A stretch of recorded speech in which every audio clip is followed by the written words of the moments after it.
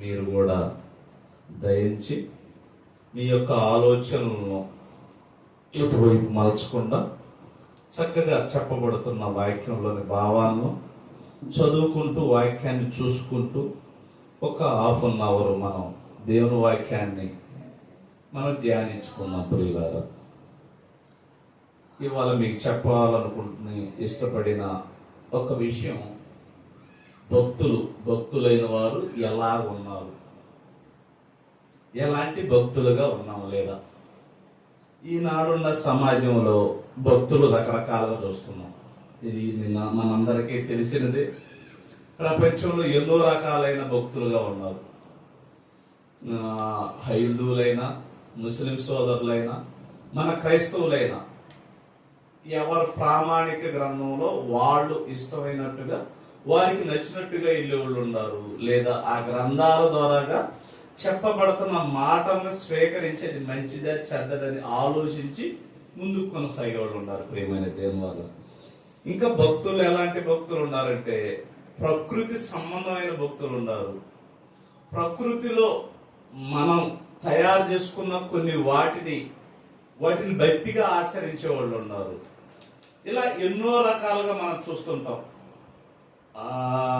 ఈ భూమి మీద ఉన్న వాటి నుంచేసి ఆకాశాన ఉండే ఈ ప్రకృతిలో ప్రతి ఒక్కటిని చూసేసి భక్తి పరులుగా మారే వాళ్ళు ఉన్నారు. ఇట్లా ఎన్నో మనం పుట్టిన కానించేసి మన యుక్త వయసు వచ్చే కొద్ది చూస్తున్నాం. కానీ ఇవాళ మనం దేవుని సన్నిధిలో ఉన్నాం, దేవుని వాక్యాన్ని మనం తెలుసుకుంటున్నాం.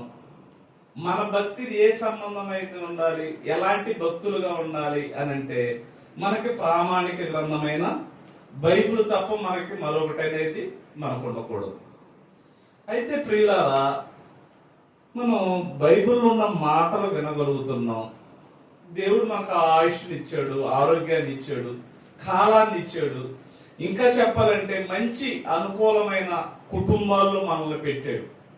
అది దేవుడు ప్రణాళికలు ఉంటే తప్ప, లేకపోతే చాలా మంది ఉంటుంటారు కదా, కొంతమంది పిల్లలు పెళ్లి చేసిన తర్వాత ఆ పిల్లలు అనే వాళ్ళు కష్టాల కుటుంబాలు వెళ్ళి పడతారు. పెళ్లి చేసేటప్పుడు అయితే బాగా ఆనందకరంగానే ఉంటది. కట్నాలు ఇచ్చే విషయంలో, తీసుకునే విషయంలో గొప్పలు చెబుతుంటారు.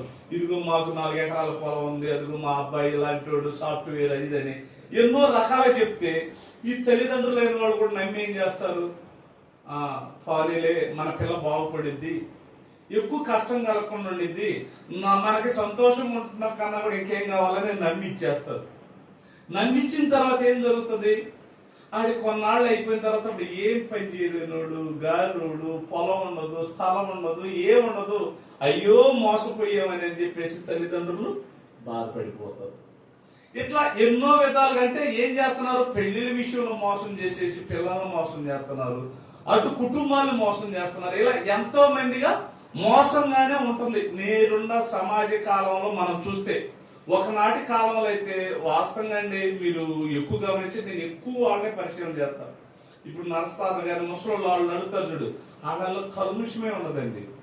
స్త్రీలు అలాంటి వాళ్ళు మనకు తెలియదు కానీ అంతగా పాపం ముసలోళ్ళైన వాళ్ళు చూడండి, వాళ్ళలో ఉండేది ఉంటే కొంత ఉంటది, లోకంలో ఉంటది కదా సహజంగా. కుటుంబాల్లో కానీ మనకంటూ కొంత సంపాదించుకోవాలని ఉంటది, లేదా కష్టపడి సంపాదించుకొని 10 రూపాయలు మన పిల్లల కోసం దాచిపెట్టు, ఇలా ఎన్నో విధాలుగా ఉంటాయి. ఎంతో కొంత స్వార్థం అనేది ఉంటది మనిషిలో. కానీ ఇప్పుడు ఉన్న కాలంలో మొదలు పెట్టిన కానించి చివరి వరకు మోసం, ఇబ్బందులు, కష్టాలు. అయితే మనం దేవుళ్ళలోకి వచ్చిన మనం భక్తులుగా ఎలాగున్నాం, మన భక్తి ఎలాగున్నది, ఎదుటివాడి భక్తి గురించి చెప్పుకుంటున్నాం అంతే కదా.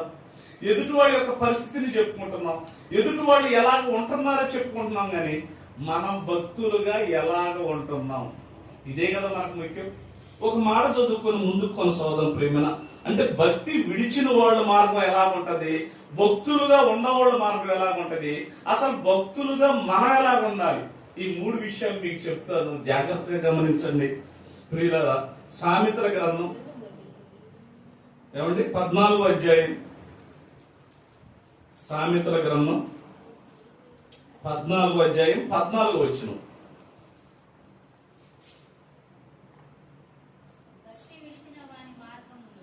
ఇక్కడ ఏమంటున్నాడు చూడండి, 14వ అధ్యాయం 14వ వచనం.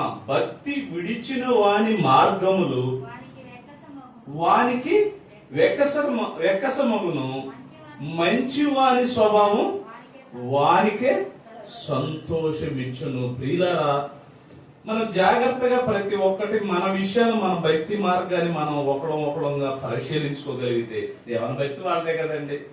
ఎవరు సంపాదించుకున్నది వాళ్ళకే, పక్కన వాళ్ళు చెందాలని ఎప్పుడూ ఆలోచించం. కానీ భక్తి విషయం ఇచ్చలేక ఎలా ఉంటదంటే, ఎదుటివాడు భక్తి గురించి మాట్లాడటానికి మనం అవకాశంగా ఎక్కువ తీసుకుంటాం. కానీ మన భక్తి విషయంలో మనం ఎలా ఉండాలి అన్న విషయాన్ని ఇక్కడ దావీదు గారు ఒక మాట అంటున్నాడు. ఏమంటున్నాడంటే, భక్తి విడిచిన వాని మార్గములు, భక్తి విడిచిన వాడంటే భక్తుడుగా ఉండి భక్తుడిగా కొనసాగుతూ కొన్నాళ్ళ కష్టాలు రావటమో, కన్నీళ్ళు రావటమో, భర్త వలనో, భార్య వలనో, లేదా సమాజం వలనో, లేదా మనకి వాక్యంలోని కొన్ని విషయాలు చూస్తే మిగతా వాళ్ళే బాగుండి మనే బాగులేవనో, ఏదో ఒక విషయంలో అంతే కదా. ఒకడు భక్తిలో నుంచి వచ్చి భక్తిలో నుంచి మారుతున్నాడంటే ఎందుకు మారుతున్నాడు? ఆడి భక్తి విషయంలో వాడు భక్తిహీనుడిగా మారటానికి ఏదో సమస్య, మనకు తెలియదు, వారి యొక్క స్వభావం. ఇక్కడ అదే అంటున్నాడు. ఏమంటున్నాడు? భక్తి విడిచిన వాని మార్గములు వానికే అంటే వానికే తెలుసు. ఎందుకనేది వారికి తెలుసు. వారి మార్గాలు ఎలా ఎంచుకుంటాడు తర్వాత అనేది ఆడి నిర్ణయం. కానీ ఇక్కడ ఏమన్నాడు మరో మాట, మంచి వాని స్వభావము వానికే సంతోషమిచ్చును. ప్రియులారా, కొన్ని విషయాల్లో అంటుంటారు కదా, ఒక కుటుంబాల్లో ఉన్న మనుషులు గాని వాళ్ళు చక్కగా సంతోషంగా న్యాయంగా బ్రతికేటప్పుడు, నేను న్యాయంగా బ్రతుకుతున్నాను, నీతిగా బ్రతుకుతున్నాను, ఏంటి నా విషయాల్లో అందరూ ఎందుకో అపార్థాలు చేసుకుంటున్నారు ఎక్కువ అనేది మనం ఎక్కువ వింటుంటాం. అంతే కదా. ఎంత మంచిగా ఉంటున్నా కూడా ఆ మంచి వాళ్ళు ఎలా చేస్తుంటారు? చెడు స్వభావాలను చూపిస్తుంటారు. ఇది ఎట్లా ఉంటదంటే, అమ్మ కూర్చో, ఇది ఎట్లా ఉంటదంటే ప్రియులారా, ఇది ఎట్లా ఉంటదంటే, ఒక దోవన గాని లేదా ఒక కుటుంబం మధ్య గాని మనం ఎక్కువ మీరు గమనించండి, ఎవరన్నా ఒక పురుషుడు గాని ఒక స్త్రీ గాని ఉంటే ఎక్కువగా వాళ్ళు అక్క చెల్లెలు అన్న అని అనుకుంటారా, లేకపోతే మరో విధంగా అనుకుంటారా? 90% ఏమనుకుంటారు? చెడ్డగానే ఉంటారు. అలాగని ఎదుటి వాళ్ళు ఎవరు మంచిగా ఉంటారా అని మనం అనుకుంటే నిజంగా వాళ్ళు కూడా మంచిగా ఉంటారు. ఇవాళ నాటకాలు నేను స్టేడియం కాడ చూసా, సమయం వచ్చింది కనుక చెబుతున్నా. మా ఎస్తేరు అంత వయసు ఉంటది. నేను నిజంగా స్టేడియం కాడికి వెళ్ళిన తర్వాత నిజంగా ఈ కష్టాలు కన్నీళ్ళు కొన్ని చెప్పుకోలేని పరిస్థితులు, అవి మీకు తెలియదు, చెప్పడం కూడా అంత బాగోదు. నేను వెళ్ళలేక నలుగురు గేట్ కాడ బొళ్ళు మీద పెట్టుండేది. అర్థం ఏంటి వీళ్ళు అక్కడ పెట్టుండారు అని చెప్పేసి నా ఆటో చూసేసి అంటే దాదాపు అడ్డింగ్ కానీ ఈ సింగర్ కొండపాలకి ఎక్కడ కానీ నేనంటే తెలుసు, ఆటో వస్తుందంటే అమ్మో స్టేడియం వాచ్మెన్ అవుతున్నాడని భయం కలుగుతుంది. వచ్చేలేకే వీళ్ళు పక్క దొరికారు, లోనకెళ్ళి చూసేలేక ఒక అమ్మాయి ఒక అబ్బాయికి కాపలా ఉన్నారు. నువ్వు అంటే ఇప్పుడు వీడు చూసేమనుకోవాలి, ఆ దరిద్రులను చూసేమనుకోవాలి. ఇప్పుడు ఏం చేస్తున్నారంటే, మనం ఏదన్నా దేవుని సన్నిధిలో ఉండడం, దేవుని సేవకుడుగా ఉండడం, ఏదన్నా గద ఎత్తామంటే వాళ్ళు ఏం చేస్తున్నారు తెలుసా? ఏదో ఒకటి పగలగొట్టడం. అట్నే సీసీ కెమెరా పగలబెట్టారు. నేను దోవనుండే ఎక్కడున్నా మన పిల్లలైన వాళ్ళు కానీ పక్కన వాళ్ళు కానీ మనోళ్ళలా చూస్తే ఇది తప్పమ్మా అని చెప్తాం. ఎందుకు చెప్తాం? మంచి స్వభావం గల్లవాళ్ళు మంచి మాటలు చెబుతారు. చెడు స్వభావం గల్లవాళ్ళు ఏం చేస్తారు? గొడవలు, తగాదులు. అబ్బా మీకు తెలియని కాదండి ఇవన్నీ. నిజంగా ఇవాళ భక్తులుగా మనం ఎలాగున్నామంటే మీరు ముందు చూస్తారు. ఈ విషయం అరగంట సేపు కొన్ని మాటలే. ఈ భక్తిహీనులుగా ఎలాగ బ్రతుకుతున్నారో విషయం చూస్తే బైబుల్లో భక్తి పరులుగా గొప్పగా బ్రతికిన వాళ్ళు ఉన్నారు, భక్తిహీనులుగా దరిద్రంగా బ్రతికిన వాళ్ళు ఉన్నారు. మన జీవితాల్లో భక్తులుగా ఎలాగ బ్రతుకుతున్నాం? ఇవాళ ఉన్న భక్తుల విషయాలు ఎలాగ ఉంటాయి తెలుసా? ప్రార్థనకి వెళ్తుంటే అందరం పిలుచుకుంటాం, సంతోషం, మంచిదే, మంచి బుద్ధే, అది కానట్లా. కానీ అది కూడా చెడు స్వభావంతో మేము వెళ్ళే సంఘానికి మేము గ్రూపులు కడుతున్నాం అన్నట్టుగా చేస్తుంటారు. అది తప్పు. నువ్వు భక్తి పరురాలు అయితే ఏం చేయాలి? ఆ రోజు కాదు, మనుషులు చూసేటప్పుడు కాదు, నన్ను చూసేటప్పుడు, మిమ్మల్ని చూసేటప్పుడు, ఇంకోటి చూసేటప్పుడు వీళ్ళు ఎలాగుంటారు తెలుసు? భక్తిహీనులండి. భక్తిహీనులు చూడండి, నువ్వు చూసినప్పుడు భక్తి గుర్తుకొస్తుందా? అదేం భక్తి? ఇప్పుడు నన్ను చూసినప్పుడే నీకు భక్తి గుర్తుకొస్తుందా? అంటే కొంతమంది భక్తులు వేషాలు వేసుకొని భక్తిహీనుల్లా బ్రతుకుతున్నారు. వాళ్ళ మార్గంలో ఎలాగుంటాయి అంటున్నాడు. వాళ్ళ మార్గంలో ఎలాగుంటాయి? వాళ్ళకే ఒకరి ఎదుట సరైన మార్గంగా పైన అంటాడు. చూడండి 12వ వచనంలో చదవండి. అదే పైన 12వ వచనం. ఒకని ఎదుట సరైనదిగా కనబడు మార్గం కలదు, అయితే తుదకు అది మరణమునకు త్రోవ తీయును. అంటే ఒకని ఎదుట, మనుషులు ఎదుట నువ్వు భక్తి పరుల్లాగా నీకు నువ్వు అనుకోకూడదు, వాక్యానుసారం. అందుకే కదా దేవాది దేవుడైన తండ్రి అయిన కుమారుడు యేసుక్రీస్తు వారు భూమి మీదకి వచ్చాడు, భక్తిని కనపరిచాడు. ఎలాంటి భక్తి కనపరిచాడు? మనలాంటి భక్తి కాదండి. ఆయన కదిలినా దేవుని కోసం బ్రతికాడు, ఆయన ఒంటరిగా ఉంటున్నా దేవుని కోసం బ్రతికాడు. ఆయన అనే మాట ఏందో తెలుసా? ఆకాశ పక్షులకి గూళ్ళు ఉన్నాయంట. ఏమండి? ఆకాశ పక్షులకు గూళ్ళు ఉండే, మనిషి కుమారుడు వాచుకోవడానికి స్థలం లేదంటే ఏ స్థలం గురించి అంటున్నాడు? ఈ భూమి మీద ఎంతో స్థలం ఉంది కదా, ఆయన కలిగించింది కదా, మరి ఆయనకి స్థలం లేకపోయింది. ఆయన అంటుంది ఈ భూమి మీద స్థలం కాదు, ఇది ఈ శరీరం అనే ఒక్క దేవాలయం కూడా దేవాలయం లాభలేదు. ఒక్కళ్ళు కూడా ఆయన వచ్చినప్పటికీ ఎవరు ఒక్కళ్ళు కూడా పుణ్యాత్ములు లేరు, అందరూ పాపాత్ములే. ఆ పాపాత్ములు ఆ స్థలాలు చూసేసి ఏంటి ఆకాశ పక్షుల గూళ్ళు ఉండే, చక్కగా ఏ కల్మిషం లేదు. ఏమన్నా ఆకాశ పక్షుల గూళ్ళు ఉండి ఆ గూళ్ళు వెళ్ళి పండుకుంటే, ఆ వెళ్ళి పక్షులు వెళ్ళి ఉంటే ఏమన్నా ఆ పక్షులకు కానీ ఆ గూళ్ళకి కానీ ఏమన్నా పాప సంబంధమైన గొడవలు ఉంటాయా? ఉండు. కానీ దేవుని కుమారుడైన యేసుక్రీస్తు వారికి తల వాల్చుకోవట్లేదంటే స్థలాలన్నీ ఏమైపోయినాయి? చెడ్డ మనసులుగా మారిపోయినాయి. ప్రియమైన మరొక మాట చూడండి ప్రియమైన దేవుని వల్ల యోబు గ్రంథం 20వ అధ్యాయం 12వ వచనం.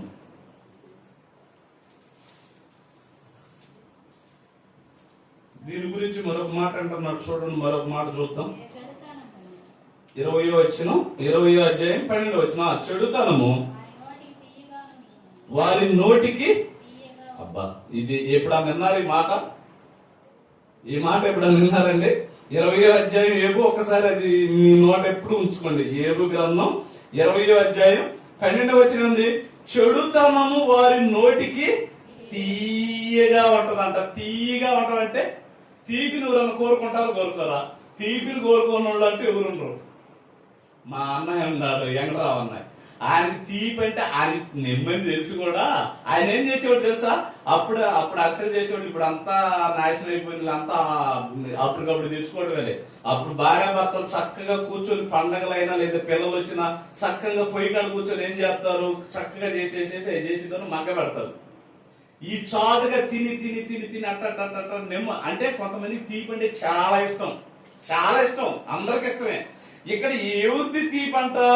తీపి ఎవరిదంట? చెడుతనం వారి నోటికి తీయగా ఉంటాయంట. తీయగా ఎక్కడన్నా తీపిగా మనం చెడ మార్గం మాట్లాడేటప్పుడు ఇది తీపిగా ఉంది, అందుకే మనం ఇది మాట్లాడుతున్నామని ఎవరు అనుకుంటారా? ఎవరు అనుకోరు. ఇక్కడ ఏమంటున్నారు? చెడుతనం వారి నోటికి తీయగా నుండిను, వారు నాలుక కింద దాన్ని దాచిపెట్టిరి. చెడుతనం అంట తీపిగా ఉందని నాలుక కింద దాచిపెట్టుకుంటారంటే ఈ నాలుకలో ఉన్నది విషం.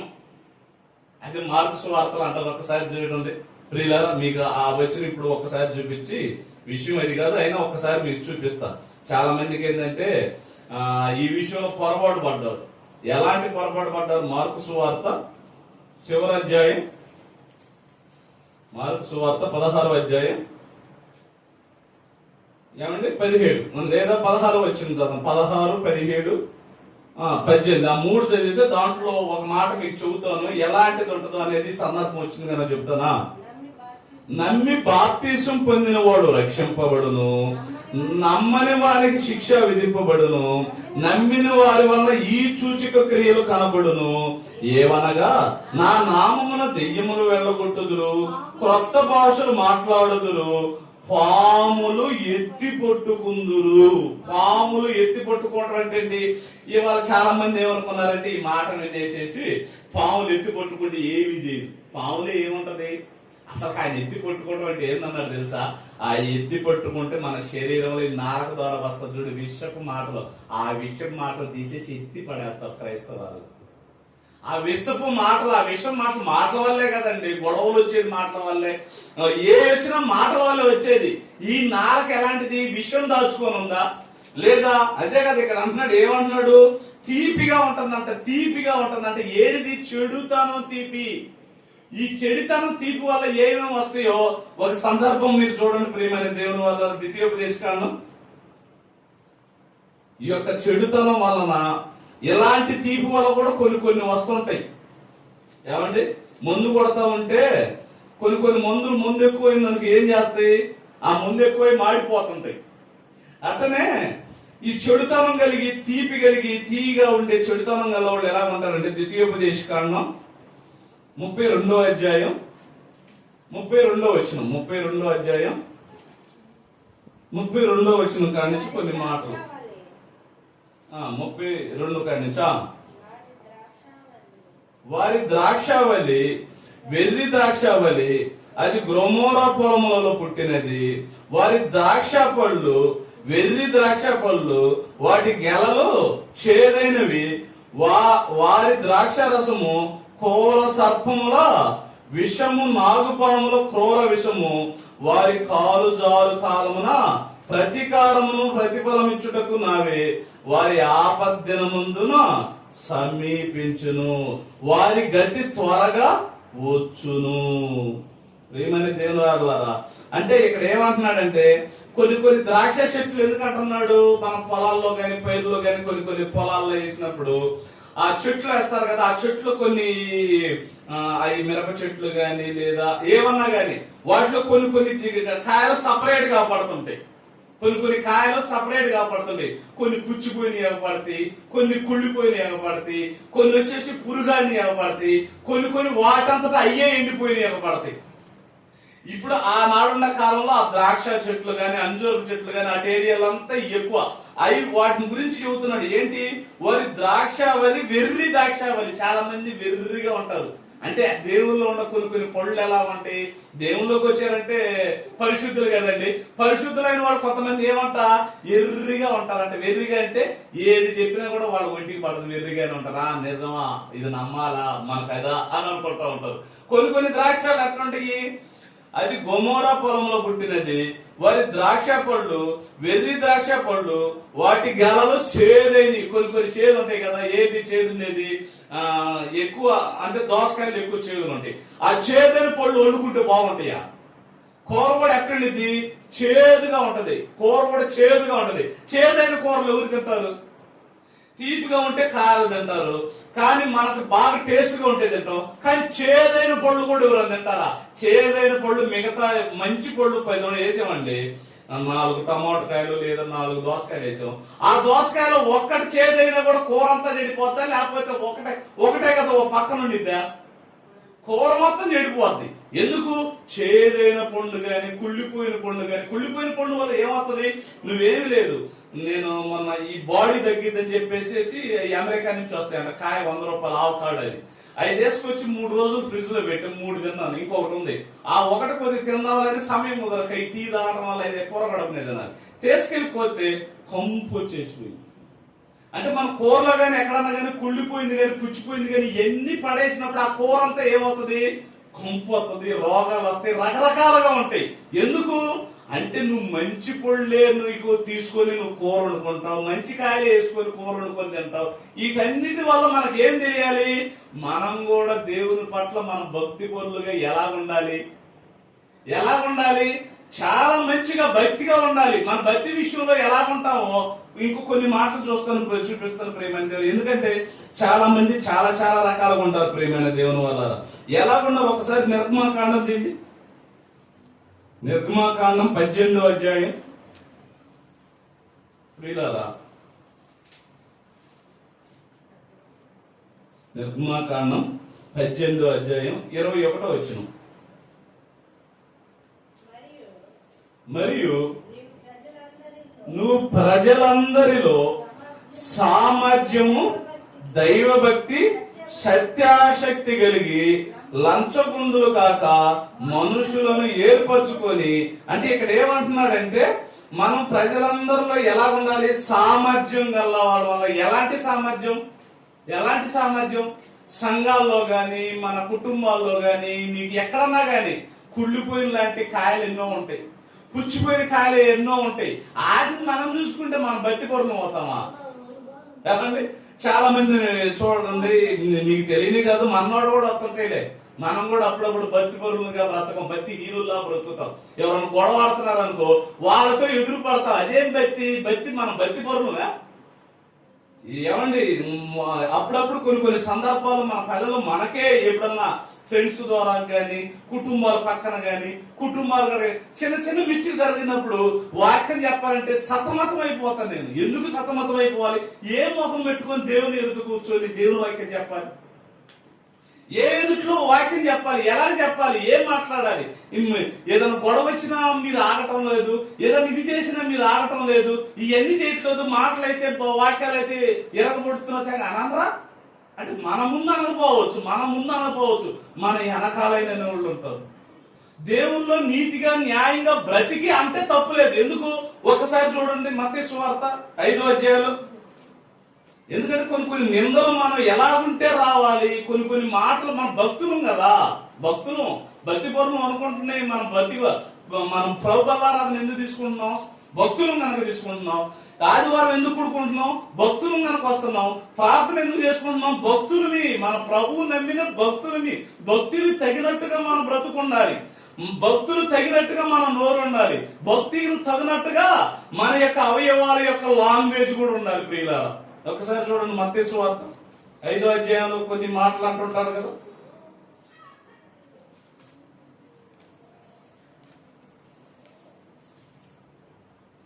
మత్తయి సువార్త 5వ అధ్యాయం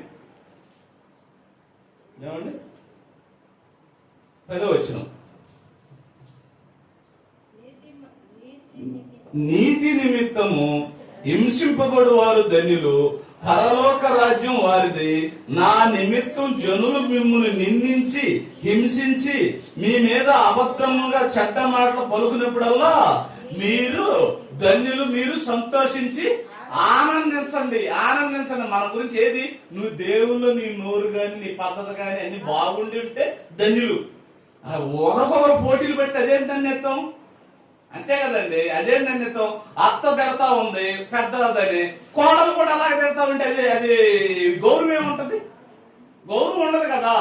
ఇప్పుడు ఒక తండ్రిగా పిల్లల్ని బిడ్డలకి రే ఇలా ఉండకూడదు అని చెబుతుంటాడు. ఈ కొడుకు కూడా చాలా మంది ఉన్నారండి, తండ్రిని ఏమంటారు తెలుసా? అరే బుద్ధి లేదు. తండ్రి అంటే ఎవరు? తండ్రి అంటే తన గర్భంలో నుంచి ఉంటే ఆ తండ్రిగా ఉంటే పుట్టావు, ఆ తల్లిగా ఉంటే పుట్టావు. అంటే వాళ్ళ చెడు ప్రవర్తన ఉందనుకో, ఒక తల్లిదండ్రులు చెడు ప్రవర్తన ఉందనుకో, ఒక అత్త వాళ్ళ చెడు ప్రవర్తన ఉందనుకో, వాళ్ళకు 1-2 సార్లు హెచ్చరించడం ఇది పద్ధతి కాదు. దేవుల్లో ఉన్నాం, మనం దేవుళ్ళు ఎదుగుతున్నాం, మనం ప్రభువుల రక్తంలో కడగబడిన వారు. మన విధి విధానం ఇది కాదని 2-3 సార్లు చెప్పడం, 4వసారి హ్యాపీగా నీ పని నువ్వు చేసుకోవడమే, ప్రార్థన చేసుకోవడం మోహరించి. ఇంకంత మించి మనం ఏం చేస్తామండి? ఇదిగో 8,000 రూపాయలు సీసీ కెమెరా పగలగొట్టారు, ఏం చేయడం? నా మీద కోపం లేదు దొంగోడు ఎవడో తెలియదు. మరి ఏం చేశాను? చూశాను, ఎవరైనా కనిపెట్టాను, ఎవరనేది దొరకలేదు. మళ్ళీ కూడా సీసీ కెమెరా ఎందుకు? దేవుడికే స్తోత్రం, నేను దేవుని సేవలో ఉన్నాను, దేవుని పనిలో ఉన్నాను. కొన్ని కష్టాలు వస్తుంటాయి, ఎన్నో వస్తుంటాయి, అన్ని బాగా. కొంతమంది మన పల్లెవాళ్ళు కూడా అద్దాలు బాగా పడితే వాటికి మళ్ళీ ఒక 10-15,000 రూపాయలు పెట్టి గవర్నమెంట్ నుంచి రిక్వెస్ట్ చేసుకుని మళ్ళీ అడిగేసి, రే ఇక్కడ ముందు తవ్వుతున్నారు, అవతల పడినాను. వాళ్ళు ఏం చేస్తారు? నన్ను ఇక్కడ పొమ్మంటారు అని చెప్పేసి ఏదో ఒకటి బాధలు పట్ట ఏదో ఒకటి చేస్తారు. కానీ మనం దేనికి? దేవుల్లో ఉన్నవాడు మనం ఎన్నో సంపాదించుకోవాలి. ఇప్పుడు ఏమో హాస్టల్కి వెళ్తుందా? వాస్తవం చెప్పాలంటే హాస్టల్కి వెళ్ళి అక్కడ పని చేస్తున్నారు, కానీ హాస్టల్ పని నేను చేస్తాను అంటుంది. ఏముందని 3ంటికి వెళ్ళాను లిక్స్ పెట్టారు, 1 గంటకు లేవాలి అంటే ఒక డ్యూటీయా? ఏం duty? Hostel duty, stadium duty, దేవుని పని డ్యూటీ. మళ్ళీ ఈ పిల్లలు ముగ్గురు ఏమేమి ఉండరు అక్కడ వెళ్ళే కాడ, హాస్టల్లో టీచర్ కాడ బాగుండారో లేదో, వెళ్ళే కాలేజీల కాడ బాగుండారో లేదో, వీడి కేరళ వెళ్తున్నాడు, వస్తున్నాడు, పోతున్నాడు, మళ్ళీ వీడి జర్నీ ఎలాగుంటుందో, అక్కడ ఎలాగుంటాడో. అక్కడ ఒక అమ్మాయి ఉంది, ఇది ఇక్కడ మళ్ళీ కొత్తగా బాప్తిసం తీసుకున్నారు, మేరం ఎలాగుంటుందో, ఈ మన లాజర్ ఎలాగుంటుందో, ఇంకా కొంతమంది కొత్త వస్తున్నాడు. మరి వీళ్ళ గురించి ప్రార్థన చేయాలి. ఎన్ని చూడండి, సమయం పోనీ. మనం భక్తులమండి, మనం భక్తులవి. కొన్ని విషయాల్లో కొన్ని ప్రాబ్లమ్స్ వస్తుంటాయి. రావనేది ఎక్కడ లేదు. యేసుక్రీస్తు వారికి రాలేదా? శిష్యుడికి రాలేదా? మోషే గారికి రాలేదా? ఇర్మియా గారికి రాలేదా? ఎస్తేరమ్మ గారికి రాలేదా? బైబిల్ చరిత్రలో రానుళ్ళు ఎవరు? అందరికి సమస్యలే. కానీ భక్తులుగా వాళ్ళు ఎలా ఉన్నారు? ఏ విషయంలో కూడా వాళ్ళు భక్తి అనేది ఎలా ఉన్నారు? వినమ్రులుగా ఉన్నారు. ఒక్కోసారి నిందలు పడుతుంటాయి, మన మీద నిందలు పడుతుంటాయి. స్త్రీగా చక్కగా భక్తి పరులుగా ఉంటే అది ఏ రూపాయి అపవాది ఏం చేస్తుంది? కుటుంబంలో నుంచి మొదలవుతుంది ఫస్ట్, తర్వాత బంధువుల నుంచి మొదలవుతాయి. ఇవన్నీ తట్టుకున్నాం అనుకో, ఎవరి నుంచి మొదలవుతాయి? ఇంకా ఆ ఇల్లు అట్ట బయలుదేరుతాయి. మళ్ళీ ఏడ కూడా తట్టుకున్నాం అనుకో, ఇక దూరాన్ని నుంచి మొదలవుతాయి. ఇవన్నీ తట్టుకుంటే ఇక భర్త మెకాడ నుంచి మొదలవుతుంది. దెయ్యం మామూలు దెయ్యం కాదండి. మనం భక్తులు పరులుగా ఉన్నప్పుడు మన విధి విధానం ఎలా ఉండాలి, ఎలా ఉండాలో కొన్ని మాటలు చూడండి ప్రియమైన దేవుని వల్ల. 1 తిమోతి 4:7. ఇప్పుడు ఇది చూడండి, బాగుంటది. హబక్కు 1:4 చూడండి, తర్వాత ఇది చూద్దాం. ప్రవర్తన హబక్కు గ్రంథం 1వ అధ్యాయం 4వ వచనం. అందువలన ధర్మశాస్త్రము నిరర్ధకమాయను, న్యాయము ఎన్నడూ జరగకుండా మానిపోయేను. తర్వాత మాట, అది భక్తిహీనులు వచ్చి నీతి పరులను చుట్టుకుందురు, న్యాయమును చెడిపోవచ్చున్నది. చూడండి ఇక్కడ ఏమంటున్నాడు చూడండి, రెండో మాట ఏమంటున్నాడు? హబక్కు 1వ అధ్యాయం 4వ వచనంలో రెండో మాట ఏమంటున్నాడు? భక్తిహీనులు వచ్చి నీతి పరులను చుట్టుకుందురు, న్యాయము చెడిపోవచ్చున్నది. నువ్వు భక్తి పరులుగా బ్రతుకుతున్నావు చూడు, నీకు నువ్వుగా చక్కగా దేవుల్లో ఉండి దేవుడు మాట్లాడిన సేవకుల ద్వారాగా, లేదు నీ అనుదిన ప్రార్థన లాగా, లేదా బైబిల్ చదువుకోవడం వల్ల నీకు భక్తిగా కొన్ని విషయాలు మార్చుకున్నప్పుడు నిన్నేం చేస్తారు? చెడగొడతా ఉంటారు. ఎట్లా చెడగొడతారు? అన్యాయస్తులు వస్తారు, న్యాయస్తులు వస్తారు. మన సమాజంలో తిరుగుతున్నాం కదా, ప్రభువు నమ్మిన వాళ్ళు ఉంటారు, నమ్మని వాళ్ళు ఉంటారు. ప్రభు ఎరిగి మోసం చేసేవాళ్ళు ఉంటారు, ప్రభువుని ఎరిగి మోసం చేయని వాళ్ళు ఉంటారు. కొంతమంది ప్రభువులో ఉండి మనకున్న దాంట్లోని దేవుని కోసం ఖర్చు పెట్టేవాళ్ళు ఉంటారు, కొంతమంది దేవుని కోసం ఖర్చు పెట్టిన వాళ్ళు ఉంటారు. కానీ వీళ్ళందరినీ చూస్తున్నప్పుడు మనం ఎలా ఉండాలి? ఈ వాక్యం గుర్తుకు రావాలి. మనకి ఏమని గుర్తుకు రావాలి? భక్తిహీనులు వచ్చి నీతి పరులను చుట్టుకుందురు. చాలా మంది ఇక్కడికి వాక్యం బాగుంది, నచ్చుతుంది, వచ్చింది కూర్చుందంటే, ఇదే మన సంఘం అక్కడ ఉండలా, మన సంఘం ఆడలా, నీ సంఘం లేదే ఎవరన్నా ఎప్పుడన్నా అన్నారా? ఆ సంఘం గురించి నేను ప్రార్థన చేస్తున్నా, ఆ సంఘంలో కూడా ఉండవాళ్ళంతా బాగుండాలని ప్రార్థన చేస్తున్నా. మన సంఘం ఉండి అక్కడ బాగవుతానంటే మరి మీ సంఘం ఏది, నా సంఘం ఏది? బైబిల్ ప్రకారంగా సంఘం పేర్లే తప్పుగా పెట్టుకున్నారు, సంఘానికి వెళ్లే విధానమే తప్పుగా ఉండి, కొన్ని పద్ధతులు రొట్టె విరుచుడు కానీ ఎన్ని పద్ధతులు, వాటన్నిటి గురించి చెప్పడానికే ఇది. అంతే తప్ప ఎవరు మీ సంఘాలు బాగొద్దనో లేదా మీ విధానం కాదు. మనం భక్తులుగా బ్రతకాలంటే నా ద్వారా దేవుడు ఏమి చెప్పాలని సిద్ధపరిచేసాడు అవి చెప్పడానికి తప్ప మరొకటి లేదు. చక్కగా ఎక్కడైనా కూర్చొని రాసుకుంటాను, పాట అవకాశం ఇస్తే పాట పాడుకుంటాను, వాక్యం చెప్పడం వస్తే నాకు ఏదో సంఘంలో 1 సంవత్సరం పాటు వాళ్ళు నమ్ముకొని వెళ్ళిపోతే ఆ సంఘంలో పెద్ద తరగతి హీరో అనుకుంటున్నారు. బ్రహ్మాండంగా ఇవాళ నాకు వచ్చిన దేవుడు నాకు ఇచ్చిన ఇది సేవకుల ద్వారా అనేక మంది ద్వారా దేవుడు నాకు ఇచ్చిన ఈ జ్ఞానం ఎక్కడ నేను మాట్లాడుకుంటే ప్రశాంతంగా రమ్మన్నాడు బొచ్చిన మంది ఉన్నారు. కానీ దాంట్లో పోవాలని కోరిక కాదు. మన దగ్గర ఉన్న మన బిడ్డలను కాపాడుకుంటే ఈ సమాజంలో అంతే కదండి. దేవుడు ఇక్కడ ఎందుకు పుట్టించాడు? మరో ప్రాంతంలో పుట్టించగా. మా నాన్నకి వీళ్ళకే ఎందుకు నన్ను వాళ్ళ గర్భాల నుంచి రావాలి? మరొక దేవుడు అనుకుంటే రాకూడదు. దేవుడు అనుకుంటే ఎవరి గర్భాలంటే ఎవరైనా రావచ్చు. కానీ ఎందుకు?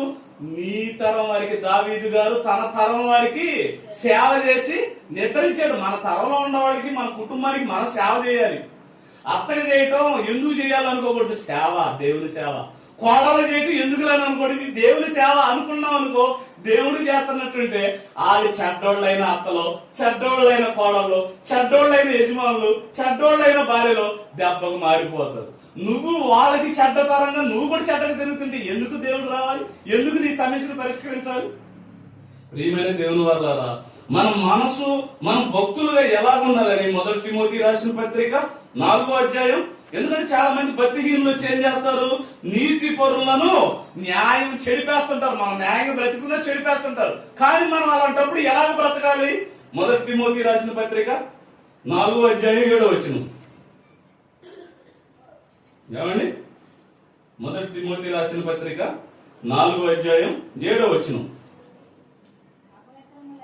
అపవిత్రములైన ముసలమ్మ ముచ్చట్లను విసర్జించి దైవభక్తి విషయంలో ఇక్కడ ఏమన్నాడు? ముసలమ్మ ముచ్చట్లో విసర్జించి, ముసలమ్మలు చెప్పుకునేవాళ్ళు ఒకసారి ముచ్చట్లో ఇప్పుడు ముసలిములు ఎవరు, యవనస్తులు ఎవరు, పిల్లలు ఎవరు? పిల్లలే పెద్దోళ్ళ మాట్లాడుతుంటే అంటే పిల్లల్లో కూడా ఏమొచ్చినాయి? ముసలమ్మ ముచ్చట్లు వచ్చినాయి. ఈ ముసలమ్మ ముచ్చట్లు ఏమన్నాడు అంటే మనం చెప్పుకునే ముచ్చట ఏదై ఉండాలి? భక్తి పరుల ముచ్చట ఉండాలి. మీకు తెలుసు కదా, మీరు ఒకసారి చూడండి. ఎందుకు మనం ఏది చెప్పినా ఏమనుకుంటారంటే వాళ్ళ పరిస్థితి ఎలా ఉంది, ఎక్కడికన్నా వెళ్ళి వాక్యం చెప్పాలన్నా కూడా భయం వేస్తుంది. ఏమని మా గురించే చెబుతున్నారులే, ఇక్కడ ఉంటారు కదా, ఇప్పుడు వాక్యం చెబుతున్నాను, ఇక్కడ స్పీకర్ ఉంటుంది, పైన ఉంటది, ఉన్నప్పుడు మేము అత్తా కూడా మమ్మల్ని చూసి చెబుతున్నాడు శ్రీనన్న, అదిగో పక్కింట్లో నిన్న మన తగాదాడుకున్నారు చూడు, వాళ్ళు వాక్యంలో ఉండే చూస్తారు కానీ వాక్యంలో లేదు. నాకేం పని, ఆ పాపం నేను ఎందుకు మూట కట్టుకుంటాను, అది నాకు పాపం కదా. చూడండి ఒకసారి మత్తయి సువార్త, మీకు ఎలిజబెత్ గారు తెలుసు కదా, మరియమ్మ గారు, ఆ సందర్భం మీకు తెలియదు కాదు. ఎన్నో క్రిస్మస్లకి చెప్పి చెప్పి చెప్పి చెప్పడమే కానీ మొన్న గొడవ ఈ రోజు కూడా ఇక్కడ సేవకులు చెబుతుంటే నేను అదే అంటున్నా, పాస్టర్ గారు మీరు చెప్పడమే కానీ వీళ్ళు మా పల్లెలు కూడా మారాయి. బాధ అండి, పరిశుద్ధాత్మ బాధ. ఏం చేస్తావు? ఎన్నో విషయాలు ఎంతో మంది చెబుతున్నారు కానీ మారుతున్నారా? గొడవలు వచ్చినప్పుడు వాళ్ళు గొడవ పెట్టుకుంటే మనము తక్కువ, మనం కూడా బాధపడే. ఏంది అది? భక్తి పొరలేనది. మన భక్తిని ఎదుటి వాళ్ళు భక్తిహీనులుగా చేస్తానంటే అపవాది జ్వరపడింది. వాళ్ళు భక్తిహీనులు అనుకో, మనం కూడా భక్తిహీనులువేనా? వాళ్ళు భక్తి పరులు అనుకో, మనం కూడా భక్తిహీనులాగా ఉన్నా కూడా భక్తి పరులా మారిపోవాలి. ఇది క్రైస్తవుడికి క్రైస్తవురాలకి మధ్య ఉండాల్సిన మొట్టమొదట ఒక ఇంకిత జ్ఞానం. ప్రియులారా, మత్తయి సువార్త చూడండి, దాంట్లో ఎలిజబెత్ గారి సందర్భం ఉంటుంది చూడండి ఒకసారి. ఎప్పుడు యోహాను గారి గురించి పాడుతుంటాం కదా, ఏమండి? మొదటి అధ్యాయంలో ఉంటుంది చూడండి. ప్రతి శిశువుకు తల్లి గర్భం పాడుతుంటాం కదా మనం. ఇచ్చిందా?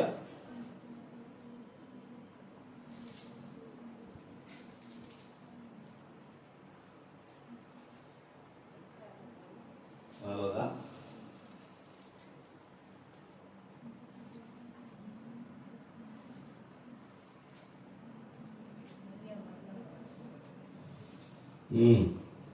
రెండో అధ్యాయం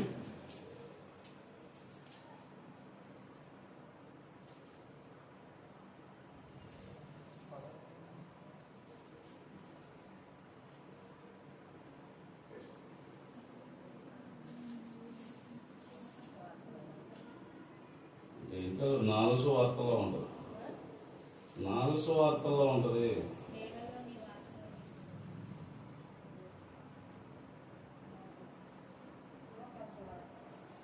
ఏదైనా 4 సువార్తలో ఉంటుంది. ఒకసారి అది జ్ఞాపకం చేస్తాను. ఎన్నో అధ్యాయం?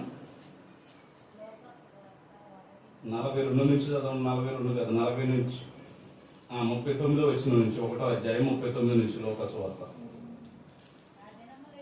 ఆ దినముల యందు మరియ లేచి యోధా ప్రదేశములోకి కొండ సీమలో ఉన్న ఒక ఊరికి త్వరగా వెళ్లి జకరియా ఇంట్లో ప్రవేశించి ఎలిజబెత్ 100వ వచనం చేసెను. ఎలిజబెత్ మరి యొక్క 100వ వచనం వినగానే ఆమె గర్భములో శిశువు గంతులు వేసిను. అంతటా ఎలిజబెత్ పరిశుద్ధాత్మతో నిండుకునిదై బిగ్గరగా ఇట్లనెను, స్త్రీలలో, అక్కడ చూడండి సందర్భం, వాళ్ళిద్దరు కలుసుకున్న తర్వాత వాళ్ళ మాటలు చూడండి. స్త్రీలలో నీవు ఆశీర్వదింపబడిందా, నీ గర్భఫలము ఆశీర్వదింపబడును. నా ప్రభు తల్లి నా యొద్దకు వచ్చి నాకెలాగా ప్రార్థించును.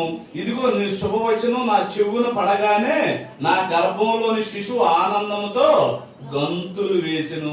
అంటే వీళ్ళు వాళ్ళిద్దరు డిస్కషన్ అనమాట. ఒక స్త్రీ కలిసింది అనుకో, ఎలా ఉంటది? ఇక్కడేంది? స్త్రీలలో నీవు ఆశీర్వదింపబడిన దాను అని చెబుతుంది తెలిసిపెట్టు. ఎవరిని? మరియమ్మ గారిని. మన ఇద్దరం కలుసుకుంటే స్త్రీలు ఎలాగా? నువ్వు ఆశీర్వాదింపబడిందాను అమ్మ, చక్కగా నీ బిడ్డదిగో దేవుని గంధుడు దయ ఉన్నాడు, చక్కగా ప్రార్థన చేస్తున్నావు, చక్కగా పాటలు నేర్చుకుంటున్నావు, రాకపోయినా కూడా ట్రై చేస్తున్నావు అని మనం మాట్లాడుకుంటామా? ఇద్దరు నువ్వు కూర్చొని ఏ మాటలు మాట్లాడుకుంటావు? ఏ ముచ్చట్లు? అదే ముసలమ్మ ముచ్చట్లు. దేవుని ముచ్చట్లు మాట్లాడుకో. ఏ ముచ్చట్లు? ముసలమ్మ ముచ్చట్లు విసర్జించి, ఇంకా ఆ ముచ్చట్ల గురించి చెప్తూ ఉంటే ఇంకా రకరకాలుగా ఉంటుంది ప్రియమైన దేవుని వల్ల. అదే మొదటి తిమోతి అంటే ఆ సందర్భాన్ని, అంటే ఒక ఇద్దరు స్త్రీలు గాని ఇద్దరు పురుషులు గాని దేవుని సంబంధించిన వాళ్ళు ఏంది, వాళ్ళ యొక్క మాట విధానం ద్వారా ఆశీర్వాదాలు రావాలి. మనం కూర్చుంటే ఏమొస్తాయి? శాపాలు వస్తాయి. ఎందుకు శాపాలు వస్తాయి? మనం దేవుని సంబంధమైన ముచ్చట్లు మాట్లాడుతాం కదా. ఏమండి? అందుకే అంటున్నాడు మొదటి తిమోతి 4:7 ఏమంటున్నాడు? ముసలమ్మ ముచ్చట్లు విసర్జించి, ఏమండి, ముసలమ్మ ముచ్చట్లను విసర్జించి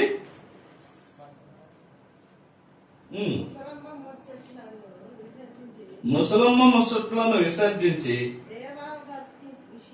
దైవ భక్తి విషయములో నీకు నీవే ఒకరొకరు కాదు, సేవకుడి ఆదివారం చెబుతాడు, క్రమకూడికల్లో చెబుతాడు, నీకు ఎప్పుడైనా చెబుతాడు, అంతే తప్ప నీకు రోజు ఎనికిడుతుంది నేర్పరు.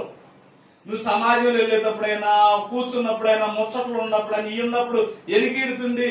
ఏమ్మ రాజమ్మ, ఏమ్మ మేరమ్మ, లాజరు, ఏమ్మ తల్లి అని చెప్పేసి మీకు వచ్చేసి, అమ్మ మీరు అట్లా మాట్లాడుకుంటున్నారు, భలే పాస్టర్ మేమేదో మాట్లాడుకుంటూ వచ్చి చెప్పాలని అంటారు. చూడండి, ఏది జనరల్ గా ఒకవేళ మీరు మాట్లాడుకునేటప్పుడు ఒకరు విని ఏదైనా మాట్లాడుకున్నప్పుడు విని మెచ్చిపోవడం, మనం ఈ చెవులతో విని ఏం చేయాలి, ఇది మంద కాదని పక్కన అప్పుడే వేయాలి. మనం అడిగినా కూడా అవసరమైతే ఇద్దరు ఆడవాళ్ళు కూడా కలిసి కొడతారు. ఎందుకంటే వ్యవహారాలు ముచ్చట్లు అంత బాగుంటాయండి. మీరు నమ్మండి ఎక్కడన్నా ఈ గొడవలు జరుగుతున్నప్పుడు గొడవాడుకున్నవాడు బాగానే ఉంటాడు, కొట్టుకున్నవాడు బాగుంటాడు. మేము కొట్టుకుంటాం, నువ్వు కూడా వచ్చేవని ఈయన కొడతారు. ఇతర ఆడవాళ్ళు తగాదాడుకుంటున్నారు, ఇతర ఆడవాళ్ళు తగాదాడుకున్నప్పుడు వాళ్ళు తగాదాడుకున్నా బ్రహ్మాండంగా ఉంటారు. తర్వాత ఏం చేస్తారు, ఫలానా మమ్మల్ని చిచ్చు పెట్టి, మీ మాటలు వాళ్ళ కదా చిచ్చు వచ్చింది, పక్కన వాళ్ళ చిచ్చు వచ్చింది అంటే ఎంత దారుణంగా ఉన్నారు. అంటే ముసలమ్మ ముచ్చట్లు అంటే ఏంటి? ఇవాళ చిన్నపిల్లలు మొదలుకొని ముసలి, ఆ రోజు ముసలమ్మ ముచ్చట్లు. ఇప్పుడు అందరు చిన్నపిల్లలు లేరు, పెద్ద పిల్లలు లేరు. చిన్నపిల్లలు కూడా పెద్ద నాశనంలా మాట్లాడే పరిస్థితులు వచ్చింది. చిన్నపిల్లడు కూడా ఏ సినిమాలు ఉన్నాయి కదా, వయసు చిన్నదే గాని నా అనుభవం బొత్తదే. ఆ దొంగోడు మాట విని ఆ దొంగల సినిమాలు చూసేసేసి ఏం చేశారు, చిన్నపిల్లలు చెడిపోయారు, స్త్రీలు చెడిపోయారు, పురుషులు చెడిపోయారు, పెద్దోళ్ళు చెడిపోయాడు. వాడు డూపులో ఇట్లా బండి రవ్వని తిప్పుతాడు, ఈడు రయ్యని తిప్పుతాడు, ఈడు చచ్చిపోతాడు. నేను అమెరికాలో మంచి సేవకుడు, 35 సంవత్సరాలు అంట. ఎంతో మందికి ఆ ట్రంప్ను గెలిపించే దాంట్లో ప్రధాన పాత్ర ఇచ్చిన వ్యక్తి, దేవుని వాక్యం చెబుతూ ఉంటే ఆంధ్ర కాల్ చేసి 35 సంవత్సరాల వ్యక్తి. అంటే దేవుని సేవకుడికి ఎంత బాధో, ఎన్ని ఇబ్బందులు, ఎన్ని కష్టాలు తెలియదండి.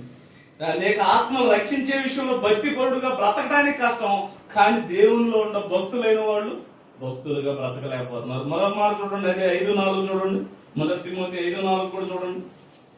ఇంకా 2 మాటలు చెప్పేసి ముగించుకుందాం ప్రియమైన దేవుని వాళ్ళారా.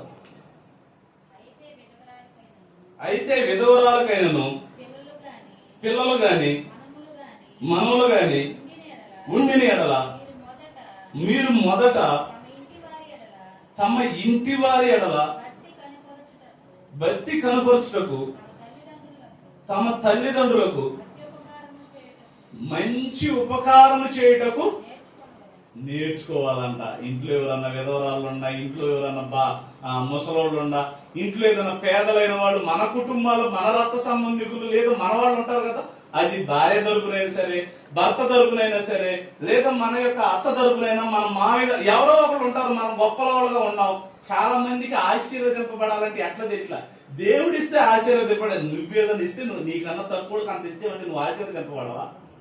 ఇప్పుడు పాపాత్ములు ఈ విషయం గమనించుకోండి. ఏమంటే ఈ విషయం గమనించుకోండి. యేసుక్రీస్తుల వారు దివి నుంచి భూమి మీదకి వచ్చి పాపాత్ముడుగా బ్రతికాడా, పుణ్యాత్ముడుగా బ్రతికాడా? పుణ్యాత్ముడుగానే బ్రతికాడు. ఇప్పుడు మనం పాపులం కదా, ఆయన ఎందుకు మన పాపాలు తీసేయాలి? నిజంగా అనుకుంటే నువ్వు పాపివు కదా, నీ పాపానికి నేను పరిశుద్ధుడిగా ఈ భూమి మీద బ్రతికెళ్తే తండ్రి కుడిపాశాన్ని ఉంటాను అని అనుకోవచ్చుగా. కానీ అట్లా అనుకోవాలి. ఏది, ప్రతి ఒక్కరు పాపాత్ములు అయినప్పటికీ వాడు పాపం తీసేయాలన్న మంచి మనసు ఉంది కనుక యేసుక్రీస్తు వారికి ఇదిగో ఆయన పాపాన్ని తీసివేసే కృప మనకు వచ్చింది. లేకపోతే మనం ఎందుకు తీసేయాలి? ఇవాళ ఎవరి విషయంలో కూడా కుటుంబంలో కానీ మనకన్నా తక్కువ అని చూసేస్తే వీడు తక్కువగా ఉండడని హేళన చేస్తారు, కానీ వాళ్ళని అంత చెయ్యేసి పైకి లేపుతారా? చాలా మంది కుటుంబాలు గొడవ రావటం, అన్నదమ్ములకైనా ఎవరికైనా గొడవ రావడం ఎందుకు? ఈ ఎక్కువ ఉన్నప్పుడు నెచ్చులు కొడుద్ది, తక్కువ ఉన్నప్పుడు తక్కువ చూపు చూసింది. మరి ఏం చేయాలి? వీళ్ళు కోపపడేది తగాదలు వచ్చేది ఎక్కడే కదా. ఏమంటే ఏ విషయంలో తను తాను తగ్గించుకున్నవాడు హెచ్చించబడతాడంటే అబ్బబ్బబ్బబ్బ ఉందోని ఇంత వాడికాడ ఎన్ని గొడవలండి, ఎన్ని గొడవలు చిన్నదానికి కూడా గొడవే, పెద్దదానికి కూడా గొడవే. ఎందుకు గొడవ చేస్తారు? ఎందుకు ఎన్ని శాపాలుగా మారుతాయండి ఒక రోజు. ఎందుకంటే భక్తులైన వారు భక్తుడిగా బ్రతికితే నీకు పరలోకం వస్తుంది. భక్తుడైన వాడు నువ్వు లోకంలో ఉన్న మాదిరి బ్రతికితే మరి నీకు శాపాలు కాక ఆశీర్వాదాలు ఎలా వస్తాయి? మరొక మాట చూడండి ప్రియమైన దేవుని వల్ల. ఎక్కువ వీటన్నిటికీ ఏ విషయంలో మనం భక్తిలో నుంచి తొలగిటానికి ముఖ్య కారణం ఒకటి ఏంటిది? యాకోబు రాసిన పత్రిక 1:26. ఏమండి? యాకోబు రాసిన పత్రిక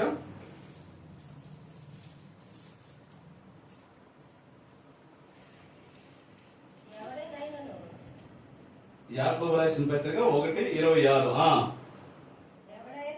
ఎవడైనను నోటికి కళ్ళెం పెట్టుకొనక తన హృదయమును మోసపరుచుకొనుచు భక్తి గలవాడని అనుకుని పక్షమున వాని భక్తి వ్యర్థమే. మొట్టమొదట చెబుతున్నాడు. మొట్టమొదటగా ఈ నాలుక చాలా చెడ్డది, రుచులు కోరుకునేది. ఇంకా ఇందాక మొట్టమొదట చదివించాను చూడు, ఏ మాట? మొట్టమొదట భక్తి విడిచిన మార్గములు వారికి ఎక్కడ మంచి స్వభావం మంచిగా ఉంటది. ఇంకా ఇంకో మాటలో ఇంకో మాట ఏది? ఏబు గ్రంథంలో 20:12 ఏమని చదువుకున్నాం? చెడుతనము ఎలా ఉంటదంట? తీగా ఉంటదంట. చూడండి, చెడుతనం తీగా ఉంటుంది. మీరు ఎక్కడ నాకు ఈ మాట చూసేలాగా నాకు ఆశ్చర్యం. అంటే ఎక్కువ ఇప్పుడు చెడు పనుల కోసం తొందరపడేవాళ్ళు, చెడుగా మాట్లాడేవాళ్ళు ఏంటి? వాళ్ళు ఆ చెడుని తీపిగా అనుకుంటున్నారు. అనుకుంటున్నారండి.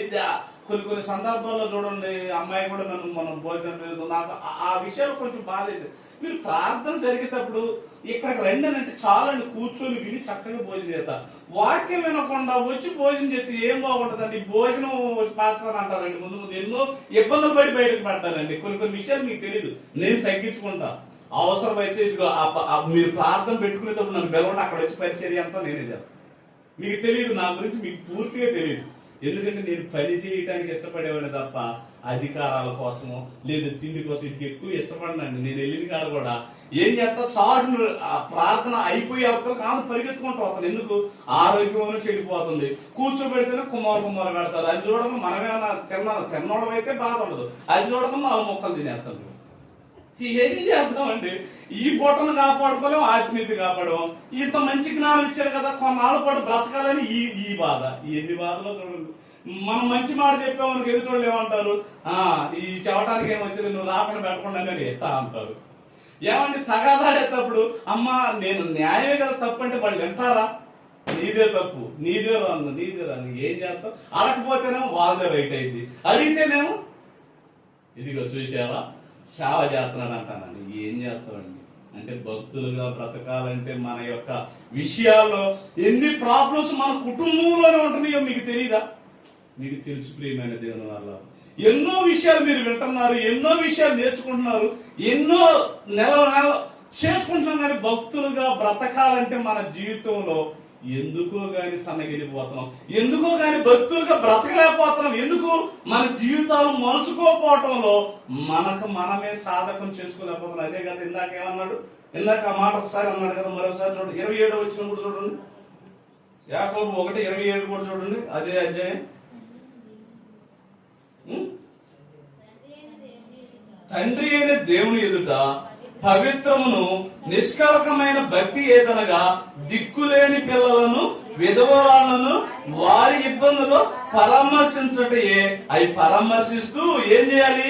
ఇహలోక మాలిన్యము తనకంటకుండా తనకు తాను కాపాడుకొనుటయే. నీ భక్తి అంటే ఏంటో అర్థం కావట్లేదు. వాళ్ళ భక్తి అనగా ఏమనుకుంటున్నాం? భక్తి అనగలేండి, అంగి వేసుకుంటే భక్తి అనుకుంటున్నాం, తెల్లచీర కట్టుకుంటే భక్తి అనుకుంటున్నాం, ఇంకా రకరకాలుగా ఏమనుకుంటున్నాం. ఆ బైబిల్ పట్టుకొని వెళ్తున్నప్పుడు భక్తి అనుకుంటున్నారు ఇవాళ. అది కాదు, అది భక్తి ఏంది? భక్తి పరులు ఇదిగో ఈ విధానం వెళ్ళేది. కానీ నిజమైన భక్తి ఏది? నిజమైన భక్తి ఏది ఏమంటున్నాడు? భక్తిలో ఒక భాగం అన్నమాట. ఏది? ఏ మాట? తండ్రి అయిన దేవుని ఎదుట పవిత్రమును, ఇదిగో తండ్రి అయిన దేవుని ఎదుట నువ్వు ఇక్కడ ఈ సన్నిధిలో ఉన్నావంటే ఎట్లా ఉండవు? తండ్రి మాట్లాడుతున్నాడు, దేవుని వాక్యం మాట్లాడుతుంది. నిలబడింది నేనైనా సరే. మాటలు ఎవరికి? వాక్యం అనగా యేసుక్రీస్తుల వారు. ఎక్కడి నుంచి వచ్చి ఆ మాటలు వచ్చినాయి? పరలోకం నుంచి దిగి వచ్చిన మాటలై. భూమి మీది కాదు, మనుషుల మాటలు కాదు. ఈ వాక్యం ఏ సేవకుడైనా మాట్లాడుతున్నాడంటే ఆ మాటలు మనం ఏమనుకోవాలి?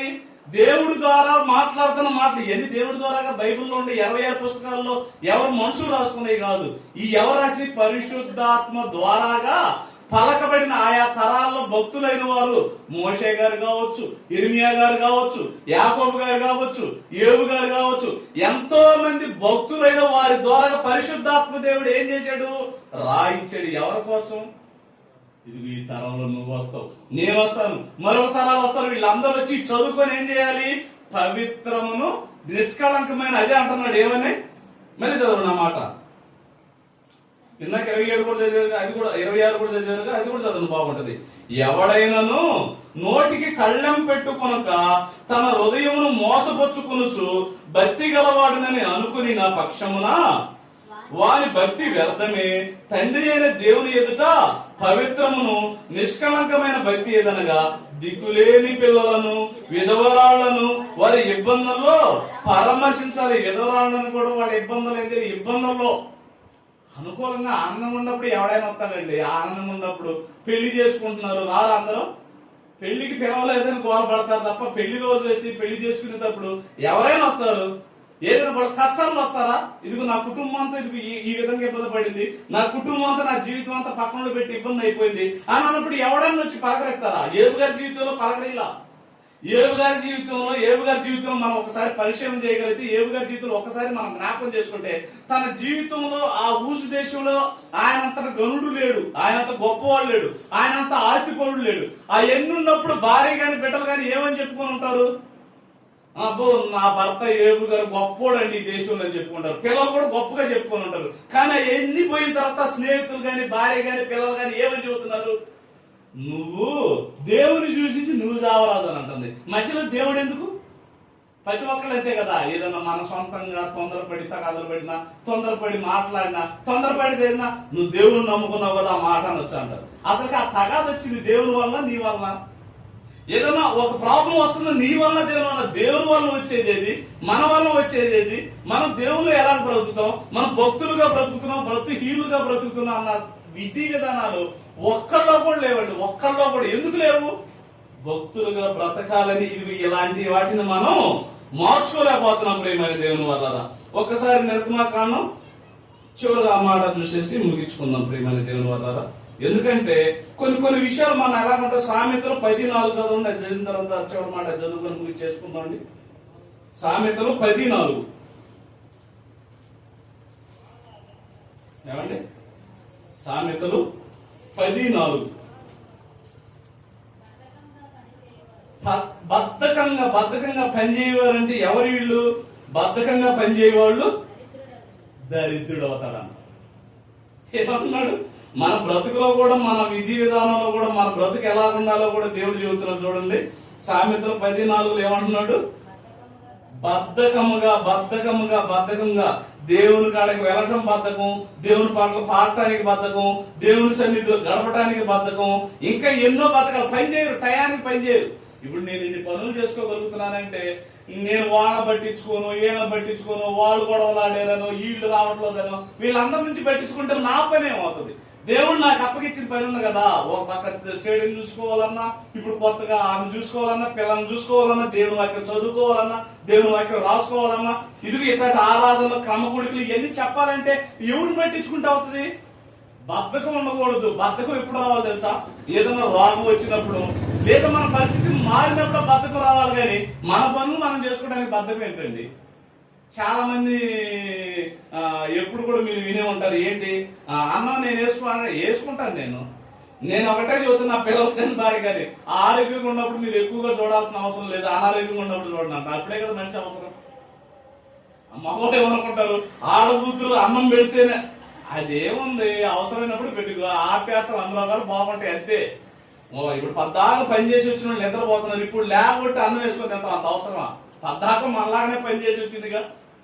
చాలా మంది కొన్ని తెలియదు, కొన్ని విషయాలు మనం వదిలేసేయాలి, కొన్ని విషయాల్లో తగ్గించుకోవాలి. భార్య విషయంలో తగ్గించుకోవాలి, భర్త విషయంలో తగ్గించుకోవాలి, మన కుటుంబంలో పెద్దల విషయంలో తగ్గించుకోవాలి, మనకన్నా తక్కువ వాళ్ళ విషయంలో కూడా మనం తగ్గించుకోవాలి. ఎప్పుడు తగ్గించుకోవాలన్నది మనం జరిగే పరిణామాలను బట్టి ఉంటది.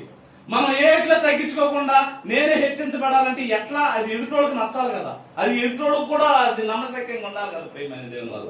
ఎందుకు వీటన్ని విషయం ఏమంటున్నాడు? ఇందాక అంటున్నారు కదా 1 తిమోతి 4:7 ముసలమ్మ ముచ్చట్లను విసర్జించి నీకు నీవే సాధకం చేసుకోవాలి. ఏ విషయాలైనా ముచ్చట్ల గురించి ఎవరు సాధకం చేస్తున్నారు? ఇప్పుడు కొన్ని ముచ్చట్లు మాట్లాడుతున్నాం, ఆ ముచ్చట్లో ఎప్పుడన్నా నువ్వు సాధకం చేసి ఎప్పుడన్నా పాఠాలు చెప్పారా?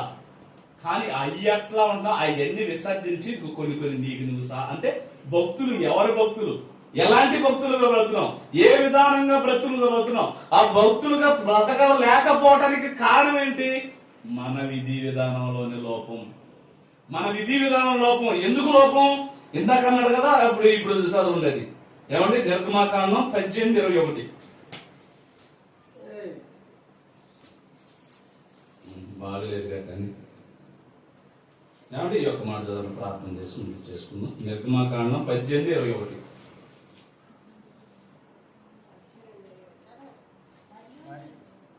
మరియు నువ్వు 18:21 మరియు నీవు ప్రజలందరిలో సామర్థ్యమును దైవభక్తి సత్యాశక్తి కలిగి లంచగుండులు గాక మనుషులను ఏర్పరచుకొని 1000 మందికి ఒకటిగాను, 100 మందికి ఒకటిగాను, 50 మందికి ఒకటిగాను, 10 మందికి ఒకటిగాను వారి మీద న్యాయాధిపతులను. అంటే అప్పుడు మోషే గారు ఇదిగో తన అప్పుడు రాజుగా ఉన్నాడు కదా, అప్పుడు కాల్పాలన అంతా చేసుకోవడానికి ఉన్నాడు కదా, ఆ సందర్భంలో ఏంటి? తన పనులు తను చేసుకునేప్పుడు ఏం చేశారు? ఇదిగో అప్పచెప్పుకోవాలి మనం, ఇదిగో భార్యగా నువ్వు ఈ పని చేయి, భర్తగా నేను ఈ పని చేస్తాను, బిడ్డలుగా మీరు ఈ పని టయాన్ని చేసుకొని టయం చేసేసుకోవాలండి. అదే కొన్ని బాధ్యతలు వచ్చినప్పుడు ఆ బాధ్యతలు ఏం చేయాలి? కొన్ని బాధ్యతలు మనకు వస్తాయండి. కొన్ని తల్లి బాధ్యత, భార్య బాధ్యత, ఏమంటే ఈ బాధ్యతలన్నీ వచ్చినప్పుడు తల్లి బాధ్యతగా తల్లి చేయాలి, భర్త బాధ్యతగా భర్త చేయాలి. అది పనుల్లో గాని ఏట్లన్నా గాని ఏ బాధ్యత చేయకుండా ఏది చేయకుండా ఈ పని కావద్దులే టైర్ బాటలో ఇసుకిచ్చుకొని తగాదాలు ఆడుకుని ఏంటంటే అయిపోతాయి. ఆ పనులు అయితే అయిపోవుగా. పొద్దున్న ఇవాళ ఆదివారం ఉందనుకోండి, ఆదివారం ఇదిగో నేను ఇది ఈ టయానికి అతను కనుక ముందుగా నిర్ణయం చేసుకోవాలి. గొడ్లో తుంటే ఇప్పుడు గత్తరపడి తగాదాడుకునే బదులు అదేది నిన్న చకచక గొడ్లన్నీ చేసుకుని వచ్చి అవసరమైతే ఉపవాసం ఉందని కూర్చోండి, తప్పులేదు. ఎక్కడికైనా సరే మీరు ప్రార్థనకి వెళ్ళి ఇక్కడ పనులన్నీ నెత్తిని పెట్టుకుని వెళ్ళకండి. ప్రశాంతంగా వస్తే నువ్వు వాక్యం, ఇప్పుడు ఇన్ని వాక్యాలు చెప్పాను, ప్రశాంతంగా విన్న వాళ్ళు లేదు కొద్దిగా వాక్యంపై అవగాహన ఉన్న వాళ్ళకి మైండ్ లో పోద్ది.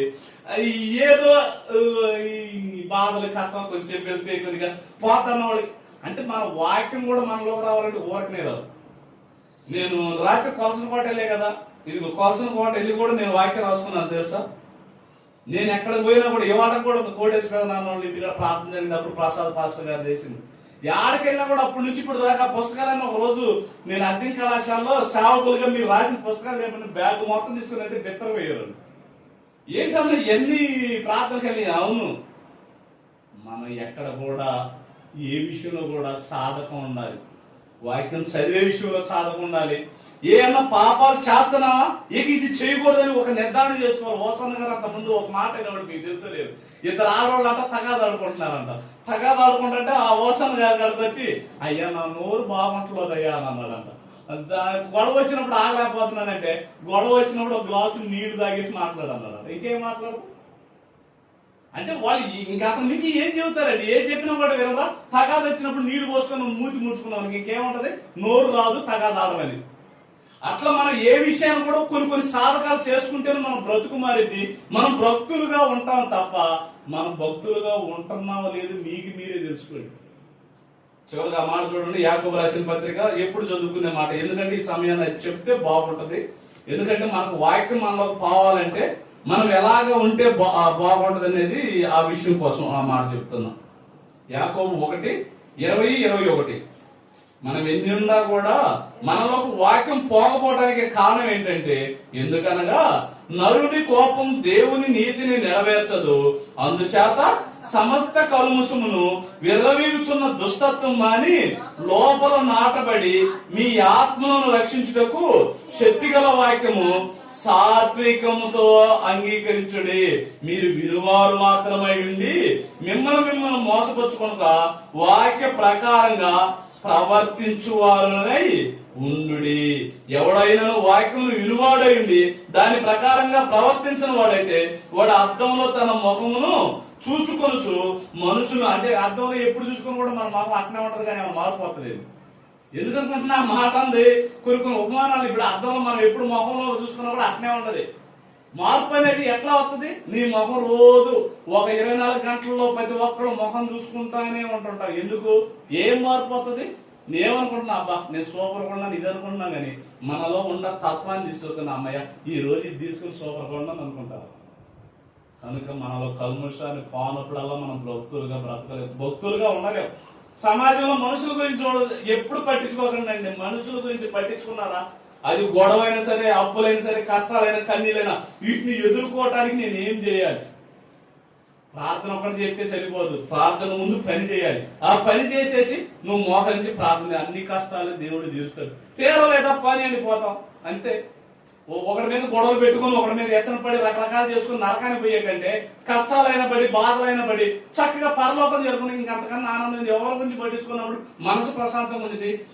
అనారోగ్యం కూడా ఆరోగ్యంగా మారిపోతుంది. మొట్టమొదటి మనం భక్తులుగా ఎలా ఉంటున్నామో, ఎలాంటి భక్తులుగా ఉన్నామో మీకే నిర్ణయించుకోండి. ప్రియమైన దేవుని ప్రార్థన చేసుకుందాం.